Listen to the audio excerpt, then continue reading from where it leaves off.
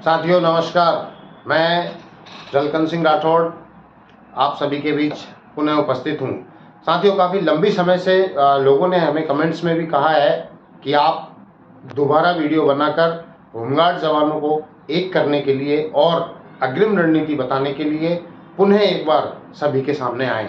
साथियों, आपके जैसे कि मैंने सुझाव और कमेंट्स देखे थे, तो राजस्थान स्तर पर जो मुझे सुझाव मिले हैं उनका कहना है कि आंदोलन होना चाहिए।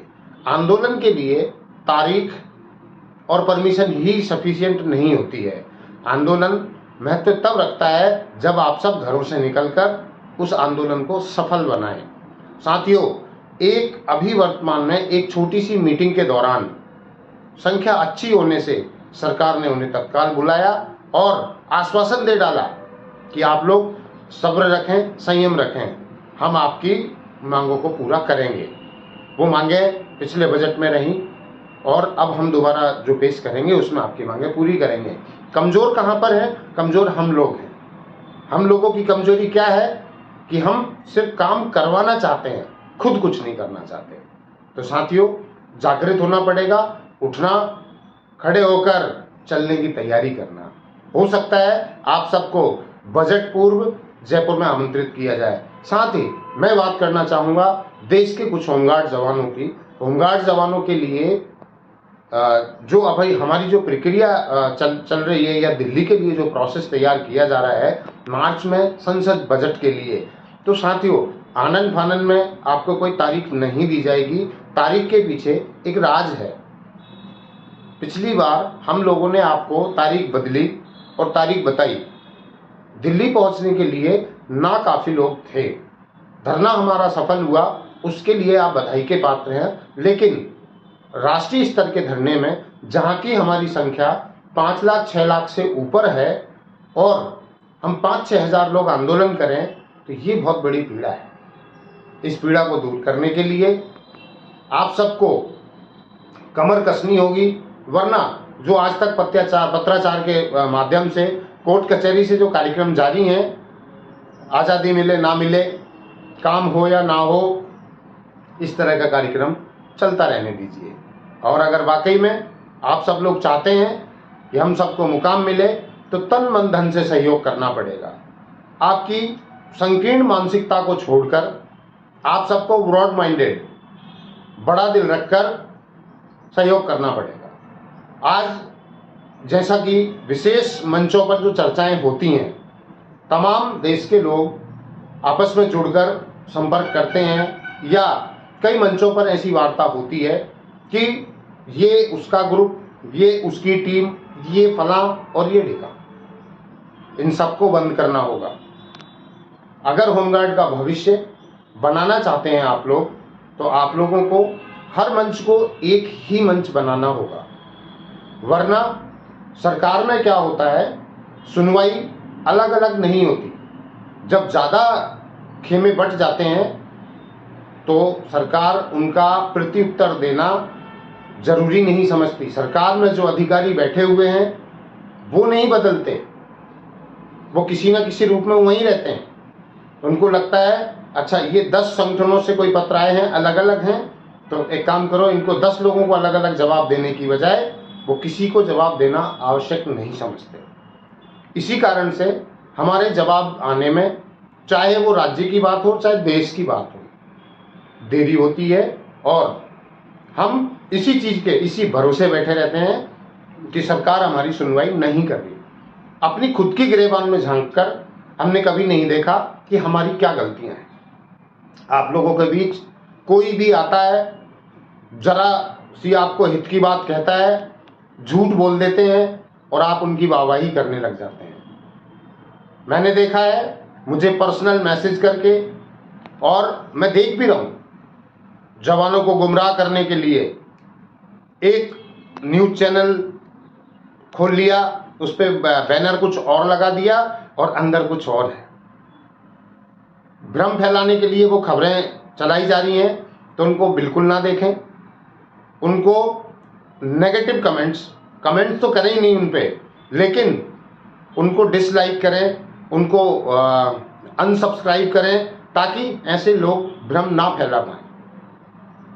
साथियों, भ्रम फैलाते हुए जब से ये विभाग बना है, पहले ही बड़ी मजबूरी में समय गुजारा है। जहां पर नियमित रोजगार है वहां भी शोषण है, जहां नहीं है वहां भी शोषण है।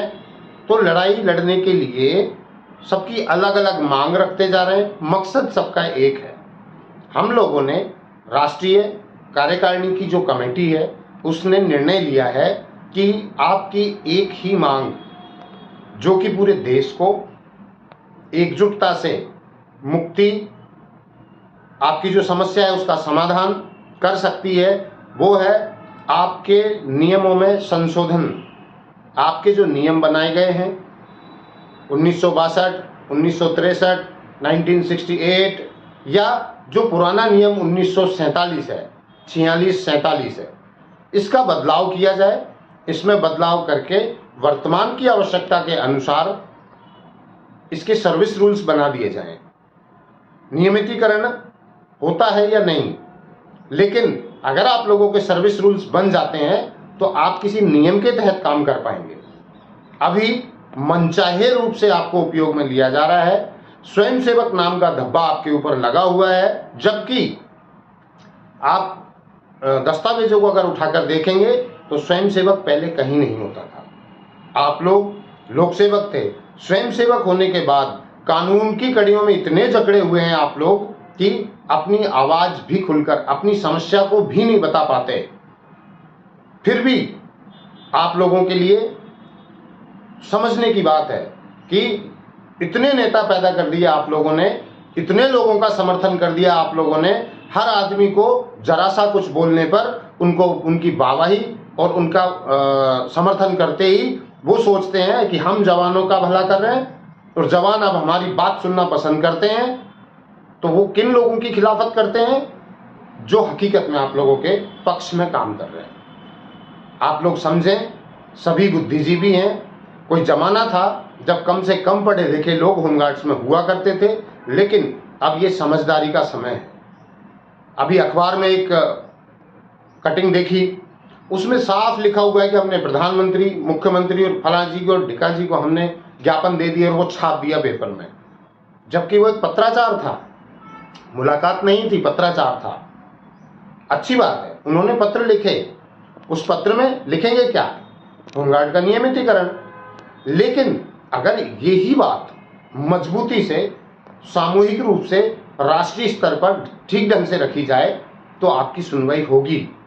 कोई भी आदमी, हमने उन महानुभाव का नाम ही नहीं सुना, आज तक उनको कोई जानता नहीं है, वो नए स्तर से आए और पेपर में छाप दिया। देखिए, ये नहीं कह सकते कि किसी की पकड़ नहीं है, कोई आदमी दमदार नहीं है, कोई मजबूत नहीं है, कोई सक्रिय नहीं है या कोई ज्ञानी नहीं है। लेकिन ज्ञान का उपयोग एकता, अखंडता और शोषण से मुक्ति के लिए, एकता के लिए करो, ताकि कम से कम जो इतने वर्षों का जो शोषण है, इतने वर्षों की जो गुलामी है, इससे आप लोगों को मुक्ति मिल सके। अगर वाकई में काम करना है तो हमारे साथ आके भी काम कर सकते हैं। हमारी टीम का उद्देश्य होमगार्ड जवानों के लिए काम करना है, होमगार्ड जवानों के हित में काम करना है। अगर कोई भी व्यक्ति निस्वार्थ भाव से हमारे साथ काम करता है, ईमानदारी से काम करता है, हम उसका स्वागत करते हैं, उसका समर्थन करते हैं और उसके साथ काम करने के लिए आगे बढ़ने को तैयार हैं। आपके पास में, मैंने जहां तक मेरा नॉलेज कहता है कि आप लोगों के लिए पूरे राज्य में जितने भी हमारे हिंदुस्तान के राज्य हैं, वहां से कहीं ना कहीं 5-5, 4-4 खेमे बैठे हुए हैं। तो अविश्वास तो होना ही है। मुक्ति कैसे मिलेगी? हम जाते हैं, हमारे से पूछा जाता है, तब हमें जवाब देना बड़ा भारी होता है। साथियों, दिल्ली में क्रांति की अगर बात चले तो हर खेमे को एक होना पड़ेगा। दिल्ली आंदोलन की बात करें तो ये मजाक नहीं है। इसमें हर वर्ग के लोग, चाहे वो सीनियर हो, चाहे वो इस होमगार्ड में जूनियर हो, चाहे वो कोर्ट कचहरी के लड़ने वाले लोग हों, चाहे वो सड़कों पर संघर्ष करने वाले या कलम पत्राचार से लड़ने वाले लोग हैं, ये सामूहिक आंदोलन होगा।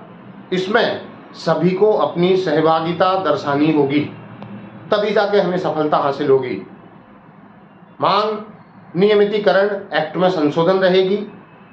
जल्द ही हमारे कुछ प्रावधान हैं, उनकी पूर्ति कर हम आप लोगों के बीच में जो भी आंदोलन होगा, जो भी रूपरेखा होगी, वो आप सबको सार्वजनिक कर दी जाएगी। हो सकेगा जितने राज्यों में हमारा जाना होगा, आप सबके बीच आएंगे और खुलकर आपसे वार्ता करेंगे।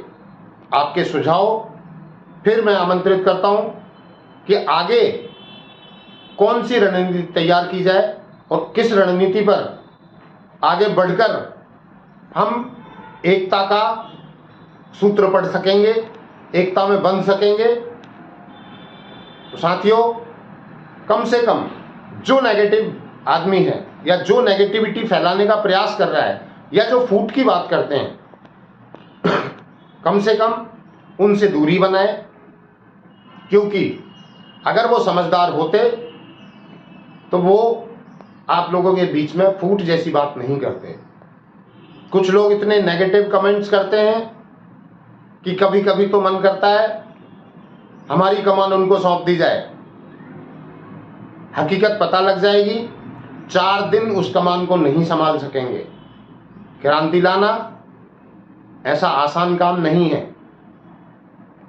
लोगों को लगता है कि कम ये सिर्फ बोल देते हैं, भागदौड़ देखो आप। आंदोलन ही एकमात्र जरिया नहीं है। सुबह से शाम तक जब हम आप लोगों के लिए काम करते हैं, तब जाके पत्राचार होते हैं, उन पर कार्रवाई होती है।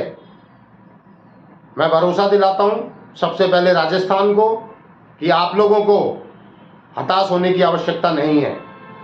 आंदोलन का आपको मौका दिया था, आप पिछड़े उस आंदोलन में, उन्हें एक बार फिर आंदोलन का मौका देंगे। तय करेगी आप सबकी सोच।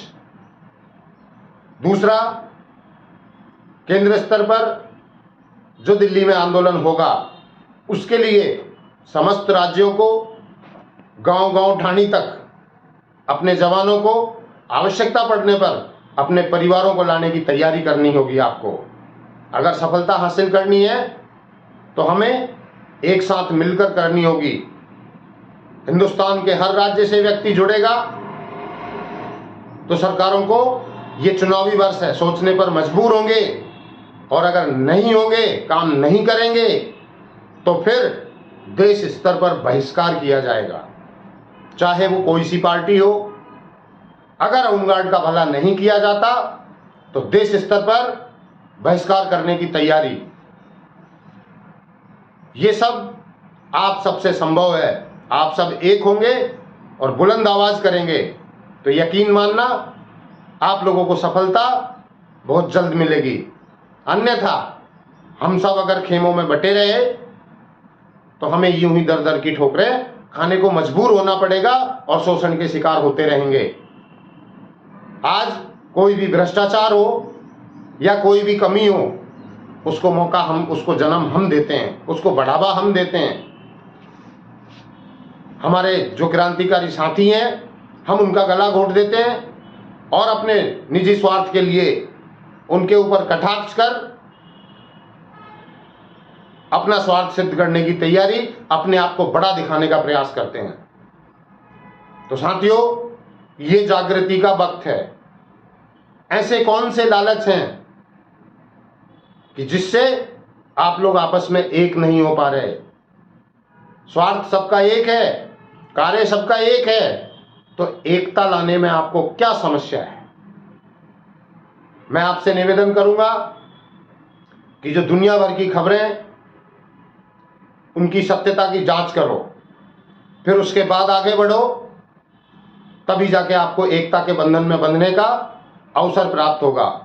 देश में जब से नेशनल होमगार्ड वेलफेयर एसोसिएशन का जन्म हुआ है, हमने देखा है उसके बाद महान मूर्तियों ने पुनर्जन्म ले लिया है। इससे पूर्व वो अपनी कार्यशैली में मस्त थे, व्यस्त थे। होमगार्ड के भविष्य को लेकर उनको कोई चिंता नहीं थी। हमने 2 वर्ष पूर्व से ये परिपाटी चलाई कि होमगार्ड जवानों के लिए रियल में कोई काम करना होगा, हकीकत में जमीन पर धरती पर कोई काम करना होगा। जब से ये सोशल मीडिया चला है, लोग सिर्फ सोशल मीडिया से ही काम करने में विश्वास रख रहे हैं। जागृति तो जागृति नहीं, प्रचार किया जा सकता है। जागृति के लिए जमीर को जगाना पड़ता है, और जिस दिन जमीर जाग जाएगा उस दिन आजादी की मंजिल आपको नजर आ जाएगी। तो मैं साथियों से आग्रह और अनुरोध करता हूं कि आप लोग एक दूसरे से जुड़ें। जो भ्रम फैलाने वाले लोग हैं उनका बाइकाट करें और थोड़ा सा सब्र करें।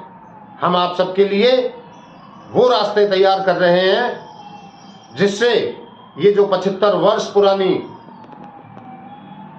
और हर राज्य में अपनी अपनी लाठी से हाँकने की जो बात चल रही है या आज तक ये काम किया जा रहा है, उस पर अंकुश लगाने के लिए हम आप सबके लिए बहुत बड़ी टीम, बहुत सक्रिय लोग, स्वच्छ छवि के लोग, अच्छे दिमाग से, अच्छे मन से आप सबके लिए रास्ते तैयार कर रहे हैं।